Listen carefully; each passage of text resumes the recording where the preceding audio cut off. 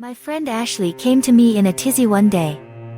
She was dating a very confusing man and needed help making sense of it all. They had gone on a few dates and it seemed to be going really well, but she didn't quite know where his head was at. Sometimes he seemed really interested, other times he seemed like he couldn't care less. After their most recent date, he didn't really give any indication if she would hear from him again. He didn't say he would call, he didn't say they should do this again sometime. She was just kind of left hanging and she was spinning like a top. Did I say something wrong during the date? Should I have sent a thank you text? Maybe it's because I didn't send a thank you text and he thinks I'm entitled. When should I text him?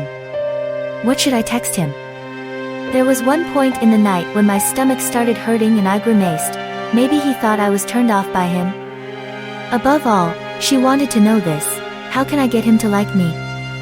I listened with compassion and told her, Ashley, if a guy really likes you, you just need to exist. Exist? She said, puzzled.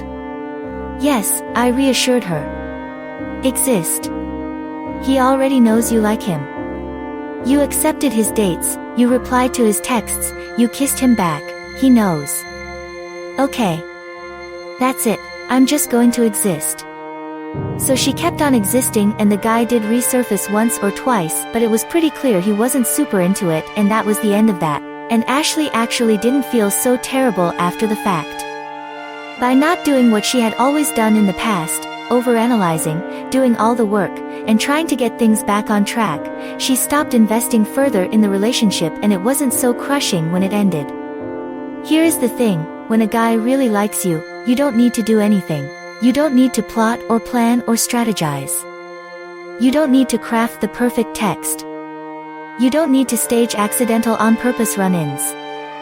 You don't need to send emissaries in the form of your friends to gather data on how he feels. You don't need to do a deep dive on his social media to figure out his story and mold yourself into what you think he wants. Stop working so hard. The only thing you can do is send him a few green light signals. Be warm, be receptive, smile, and show interest in him. If you want to be a little bolder and make the first move, go ahead. But then that's it. After that, you have to leave some space for him to come to you, and if he likes you, he will want to do that. He also needs the space to choose you, to invest in you. This is how he comes to care about you. And the reverse is also true. This is just how interest is built. It grows as we invest in someone. Let's go back to Ashley for a minute. You see, she was always a doer. She always resisted my advice to give a guy space to choose her. Before the guy in the story I told earlier, there was another guy. He was a guy she was friends with for a while and then she started to catch feelings. Now since they were friends, she thought maybe he didn't know she had feelings for him. She decided to be a little bold and direct and decided to ask him out. And he said yes. However, finding time to actually go out proved impossible. There was always some excuse, always something popping up last minute, but he assured Ashley he did really want to go out with her.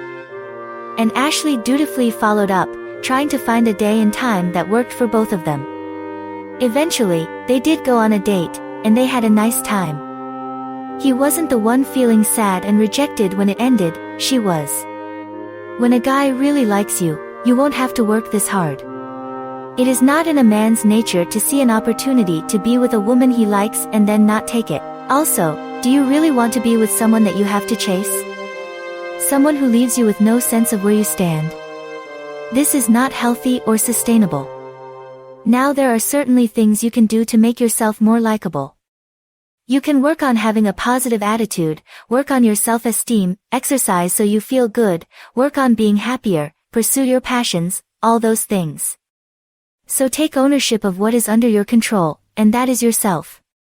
Stop taking ownership of what's not under your control, and that is how someone feels. You just can't control that. Everyone has different wants and preferences. Learn the art of being. Because that is the best part of being in a healthy relationship with someone who sees and appreciates you. You can just be. So stop doing and start being.